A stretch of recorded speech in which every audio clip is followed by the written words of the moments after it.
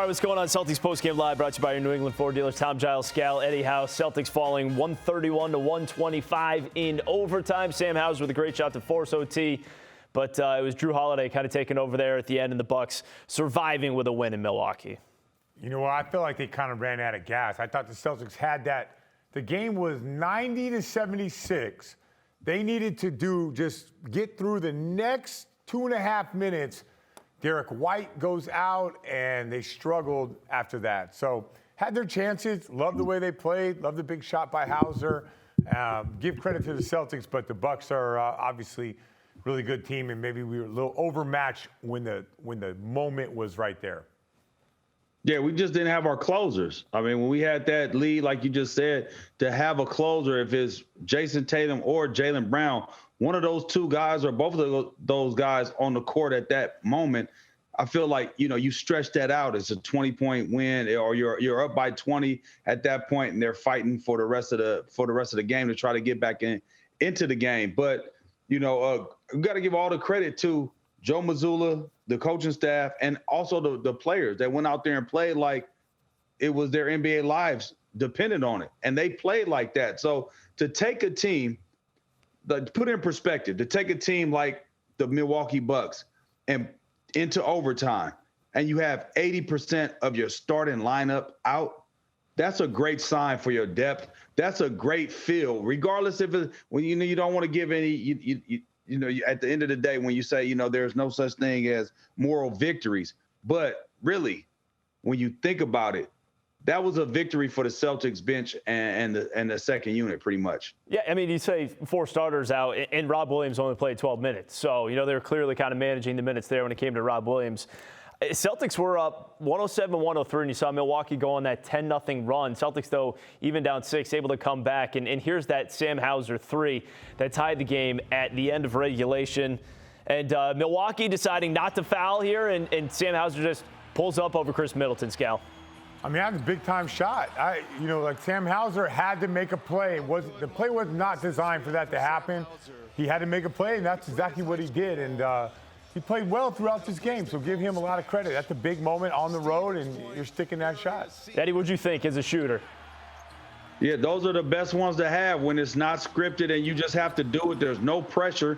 There's really no pressure. If he misses it, nobody's expecting him to make that shot. And if he makes it, it feels great.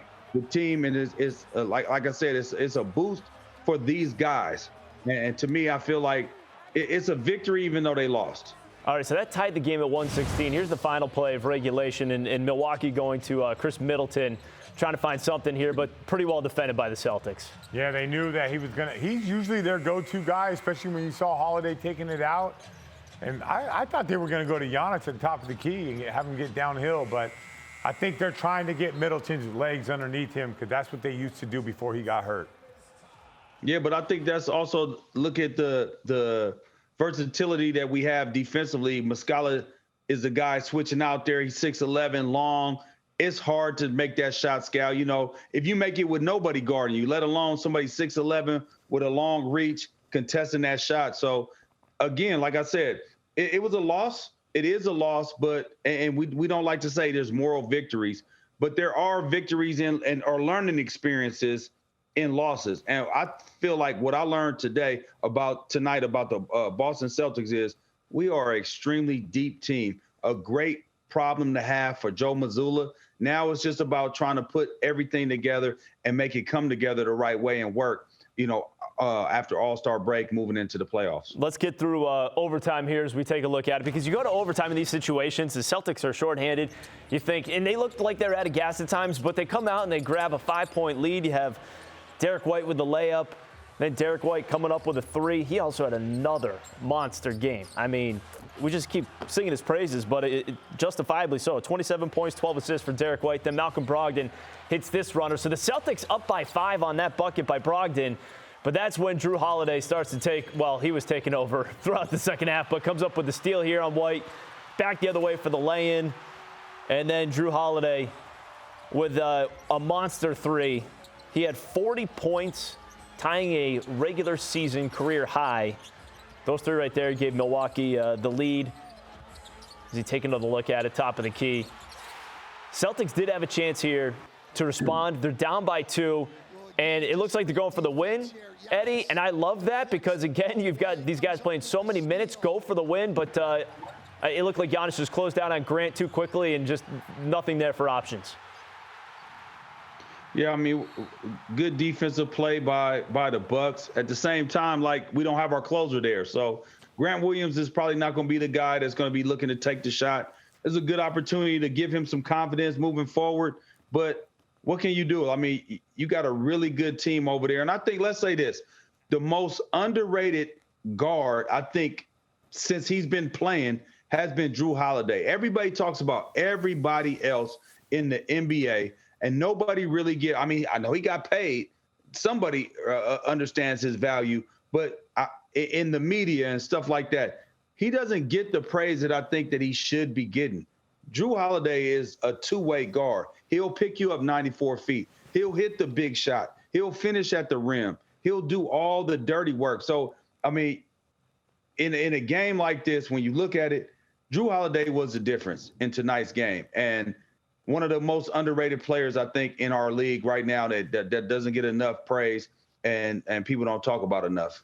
Yeah, I mean, it's always funny when we talk about, like, Lonzo Ball and his dad, oh, my son this and my son that. The Holiday brothers got 3 dudes in the NBA. You don't hear a word about them. Like, all 3 of them play in the game. It's just that's Jrue Holiday's MO. And when you say underrated in our game now, you could make an argument he may be one of the most underrated players in the history of the game. No one talks about how good he is. No one talks about his impact defensively. He won a championship. He took an all-time great Chris Paul out of NBA Finals.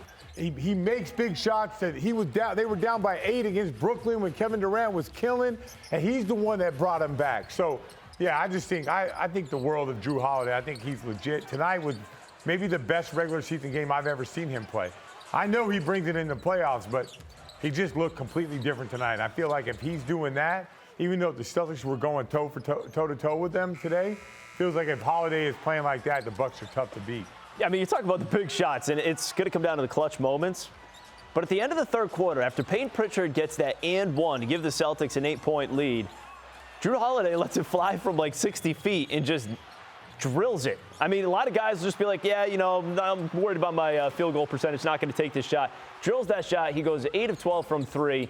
And as good as Giannis was, and it seemed like he was able to do pretty much whatever he wanted, Jrue Holiday was the reason that the Bucks won this game. Yeah, and there's no question about it. We had a problem with Jrue Holiday from this standpoint as well. So he got 40. He made the half-court shot. And Derek White had it going, so he's just like, all right, I'm going to lock this up. And we couldn't do anything.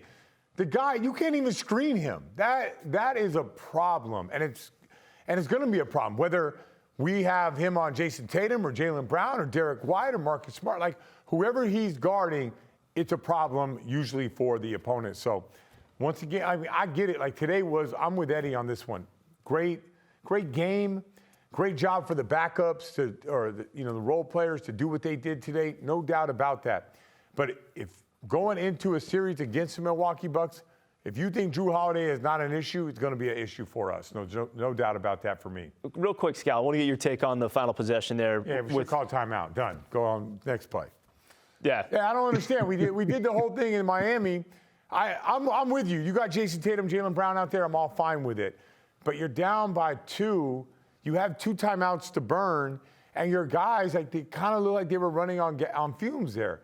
So just bang out a timeout and go from there. So just think what happened. We have a bad possession, we have a turnover, we have a bad foul, and then at the end we just fall apart. It's like role players, in that moment, they need help. They need nudging.